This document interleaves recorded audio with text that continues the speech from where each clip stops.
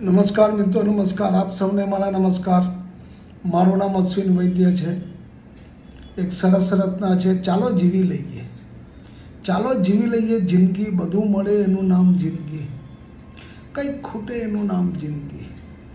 બધું મળે એનું નામ જિંદગી, કંઈક ખૂટે એનું નામ જિંદગી. ચલાવી લઈશ કઈ હસીને, ચલાવી લઈએ એનું નામ જિંદગી.